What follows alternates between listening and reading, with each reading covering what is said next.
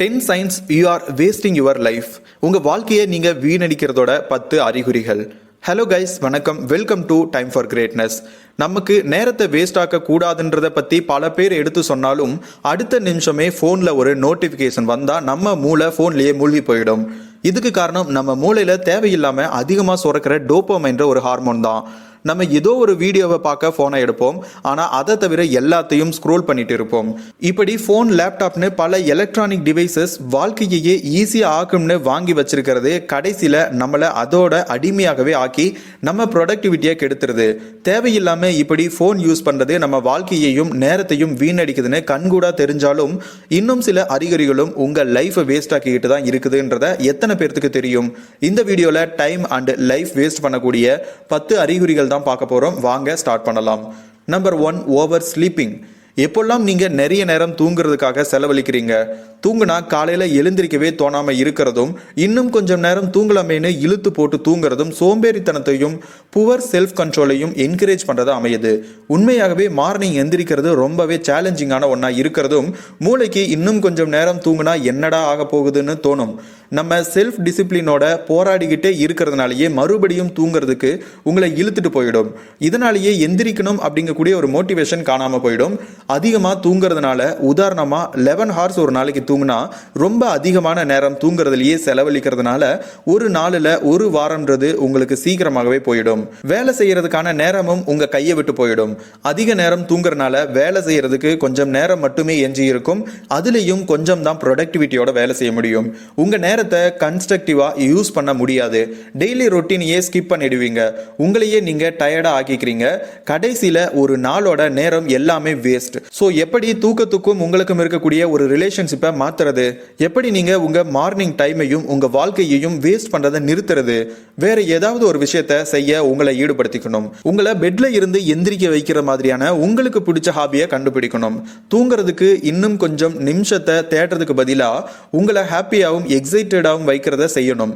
ஒரு தடவை உங்களோட ஃபிக்ஸட் மோட்டிவேட்டரை நீங்க ஃபோக்கஸ் பண்ண ஆரம்பிச்சுட்டா தூங்குறதுக்கு எக்ஸ்ட்ரா ஹார் உங்களுக்கு அவசியமா இருக்காது. இந்த ஃபிக்ஸட் மோட்டிவேட்டர் எப்போ தெரியுமா வெளியில வருவான்? நம்ம ஒரு பிரச்சனையில இருந்து வெளியில வரணும்னு நினைக்கும் போதுதான். உதாரணமா நீங்க வெயிட் அதிகமாகிட்டு தான் நினைக்கும் போதுதான். அந்த பிரச்சனையில இருந்து வெளியில வர்றதுக்கு ஜிம் போறதுக்கு காலையில எழுந்திருப்பீங்க. அடுத்து நம்பர் 2, ஹிஸ்டாரிக்கல் ஹெசிடேஷன்.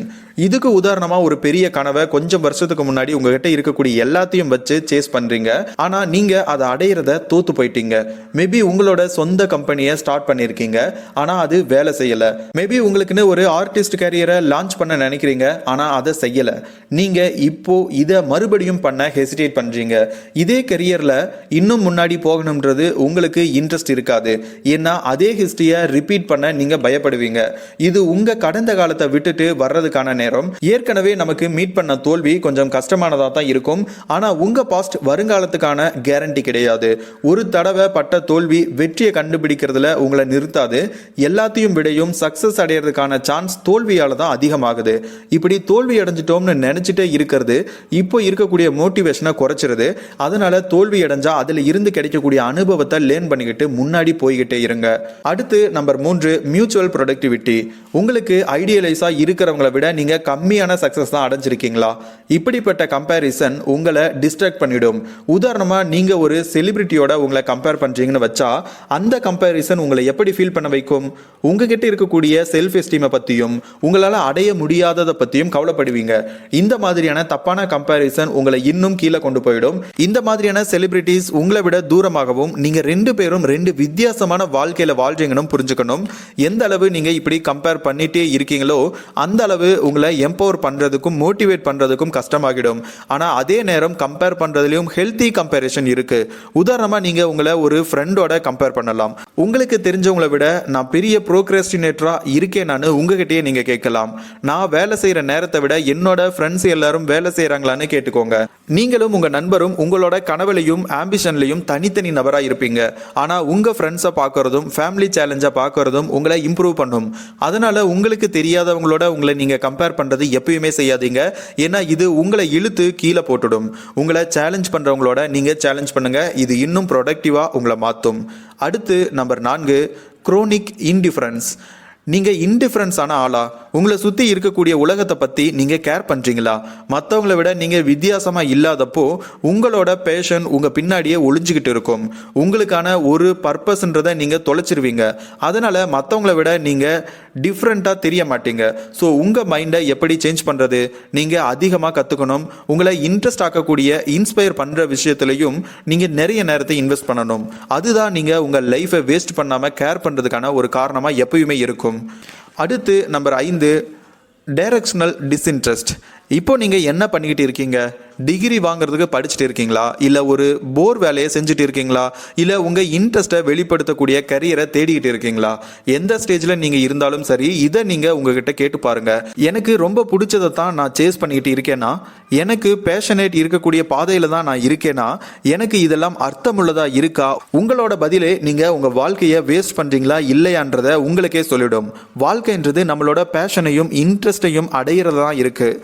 உங்கள் வேலை உங்களுக்கே சந்தோஷப்படுத்தலைன்னா அதை ஏன் நீங்கள் செஞ்சுட்டு இருக்கீங்க? உங்கள் டிகிரி உங்கள் மைண்டுக்கு போர் அடிக்கிறதா இருந்தால் அதை ஏன் வாங்கிட்டு இருக்கீங்க? உங்களை இன்ஸ்பயர் பண்ணுறதும் மோட்டிவேட் பண்ணுறதும் வாழ்க்கையை பிரைட் ஆக்குற மாதிரியான எல்லா விஷயங்களுக்கும் உங்கள் டைமை வேஸ்ட் ஆக்குறது கிடையாது. நீங்கள் பண்ணுற வேலை எப்படி உங்களுக்கு கம்ஃபர்டபுளாக இருந்தாலும் அது உங்களுக்கு பிடிக்காமல் ஆகும்போது அதை தூக்கி போட்டுட்டு வேற புதுசை தேடுறது தான் நீங்கள் செய்யணும். அடுத்து நம்பர் 6, ரெப்பிடேட்டிவ் சைக்கிள்ஸ். உங்களை டிஸ்ட்ராக்ட் பண்ணுற அதே பேட்டர்னில் நீங்கள் மூழ்கி போய் கிடைக்கிறீங்களா? எல்லா நாளும் உங்கள் சோசியல் மீடியா பேஜஸை ஸ்க்ரோல் பண்ணிக்கிட்டே இருக்கீங்களா? அதில் இருந்து உங்களுக்கு எதுவுமே கிடைக்கலனாலும் அதை என்ன ஆனாலும் நீங்கள் பண்ணிக்கிட்டே இருக்கீங்களா? உங்கள் நேரத்தை வேஸ்ட் ஆக்கக்கூடிய இந்த அன்ப்ரொடக்டிவ் சைக்கிளில் நீங்கள் மாட்டிட்டு இருக்கீங்களா? இதில் 2 பெரிய பிரச்சனைகள் இருக்குது. நம்பர் 1, நீங்கள் உங்களையே உணராமல் உங்களோட பல மணி நேரத்தை வேஸ்ட் பண்ணுறீங்க. உங்கள் மைண்டு டிஸ்ட்ராக்டாக இருக்கும்போது நேரம் வேகமாக பறக்கிற மாதிரி இருக்கும். பல மணி நேரம் கூட ஒரு நிமிஷம் மாதிரி இருக்கும். கண்ணை சிமிட்டுறதுக்குள்ள உங்கள் நாள் கடந்து போயிடும். உங்களுக்கு தெரியறதுக்கு முன்னாடியே நீங்கள் எதுவுமே செய்யாமல் அந்த நாளை கழிச்சிருப்பீங்க. 2வது பிரச்சனை, உங்கள் பொறுப்புல இருந்து தப்பிக்க இந்த டிஸ்ட்ராக்டிவான விஷயங்களை செய்வீங்க. டிவி பார்க்கும்போது உங்கள் வேலையை நீங்கள் மறந்துடுவீங்க. ஃபோனை ஸ்க்ரோல் பண்ணும்போது ப்ரொடக்டிவாக இருக்கணும் அப்படிங்கிறத மறந்துடுவீங்க. ஆனால் உங்களால் அந்த நேரத்தை திரும்பி வாங்க முடியாது. எதுவுமே பண்ணாமல் நீங்கள் நேரத்தை வீணாக்குனது எல்லாமே காணாமல் போயிடும். அதனால் நீங்கள் ஏற்கனவே விட்ட நேரத்தை திருப்பி கொண்டு வரதை பற்றி நினைக்கிறதுக்கு பதிலாக உங்கள் கையில் இருக்கக்கூடிய நேரத்தை அட்வான்டேஜாக எடுத்துக்கோங்க. அந்த பேட்டர்னில் இருந்து எஸ்கேப் ஆகுங்க. டிஸ்ட்ராக்ட் பண்ணக்கூடிய சைக்கிளில் இருந்து உங்களை நீங்களே ஃப்ரீ பண்ணிக்கோங்க. உங்கள் பேஷன்லையும் ஆம்பிஷன்லையும் மூழ்கி போயிடுங்க. உங்கள் கனவு நீங்கள் ஒன்று முடிக்கணும் அப்படின்ட்டு வெயிட் பண்ணிட்டு இருக்கனால அடுத்த ஒரு செகண்டை கூட வேஸ்ட் பண்ணாதீங்க.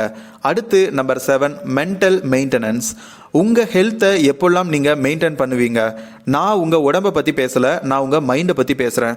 பல பேர் ஃபிசிக்கலை மெயின்டைன் பண்ணுறதுல கவனமாக இருப்பாங்க, ஆனால் மைண்டை மெயின்டைன் பண்ண மறந்துடுவாங்க. உங்கள் மூளையும் உங்கள் உடம்புல இருக்கக்கூடிய ஒரு தசை தான். அது வளரணும்னா வேலை செய்ய வைக்கிறதும் சேலஞ்சை ஃபேஸ் பண்ணுறதும் தேவையாக இருக்குது. நீங்கள் தெளிவாகவும் ஷார்ப்பாகவும் இருக்க நினச்சா டெய்லியும் உங்கள் மூளையை எக்ஸசைஸ் பண்ணுறதும் அவசியமான ஒன்று. உங்களுக்கு தெரியுமா, மூளைக்கு தேவைப்படுற அட்டென்ஷனை சில பேர் கொடுத்துக்கிட்டே இருப்பாங்க. ஸோ உங்கள் மூளையை நல்லா நீங்கள் கேர் பண்ணிக்கணும். எல்லா நாளும் புக்ஸ், பிரெயின் டெஸ்டர்ஸ், பசில்ஸ் மூலமா உங்க மூளைக்கு எக்ஸசைஸ் கொடுத்துக்கிட்டே இருங்க. அடுத்து நம்பர் 8, அன்இன்ஸ்பைரிங் கம்ஃபர்ட். நீங்க இன்ஸ்பயரா ஃபீல் பண்றீங்களா? நம்ம எக்ஸ்பீரியன்ஸ் பண்றதுலயே இன்ஸ்பிரேஷன் தான் பவர்ஃபுல்லான எமோஷனா இருக்கு. இந்த இன்ஸ்பிரேஷன்ல இருக்கக்கூடிய ஒரு நல்ல விஷயம் என்னன்னா, அது மலையில இருந்து கிடைக்கும், நடக்கும் போதோ தனியா ஓடும் போதோ இல்ல ரிலாக்ஸ்டா இருக்கும் போதோன்னு எல்லா இடத்துல இருந்தும் கிடைக்கும். ஆனா ஒன்னை விட இன்னொன்னு அப்படி அதிகமா நம்மளை இன்ஸ்பயர் பண்ணும். இன்ஸ்பிரேஷனோட வேர் நம்மளோட அனுபவம் தான். புதுவிதமான அனுபவம் உங்களுக்கு தெரியாததை பத்தி உங்க கண்ணை திறக்க வைக்கும். உங்களுக்கு இன்ஸ்பயரா தோணலைன்னா உங்களுக்கு அனுபவம் தான் மிஸ் ஆகுதுன்னு அர்த்தம். இன்ஸ்பிரேஷனை கண்டுபிடிக்கணும்னா பல விஷயங்களை வெளியில இருந்து பார்க்கணும். கம்ஃபர்ட் ஜோன்ல இருந்து வெளியில வாங்க, புது அனுபவத்தை எக்ஸ்பீரியன்ஸ் பண்ணலாம். அடுத்து number 9, and unwanted life style.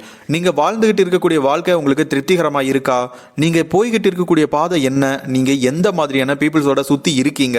வருங்காலத்துல என்ன ஆகும்ன்றத நினைச்சு நீங்க திருப்தியா இருக்கீங்களா? இல்ல வேற ஏதாவது பண்ணணும்னு நீங்க நினைச்சிட்டு இருக்கீங்களா? ரொம்ப குழப்பமா செய்ய முடியாம உங்களுக்கு ஏதாவது ஒன்று இருக்கா?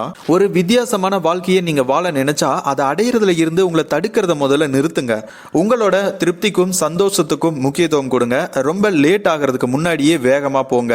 அடுத்து லாஸ்ட் நம்பர் 10 செல்ஃப் ஐசோலேஷன். நீங்க தனியா இருக்கிறத விரும்புறீங்களா? மற்றவங்க கிட்ட இருந்து விலகி இருக்கிறது உங்களுக்கு பாதுகாப்பா வசதியா இருக்கிறனால நீங்க ஒரு இன்ட்ரோவர்ட்டா இருக்கலாம். இப்படி இருக்கிறது ஒன்றும் தப்பு இல்லை. ஆனா மற்றவங்க கிட்ட இருந்து விலகியே இருந்து உங்க ஃபுல் வாழ்க்கையை வாழ்ந்துட முடியாது. வாழ்க்கைன்றது மற்றவங்க கூட அனுபவிக்கிறது தான்.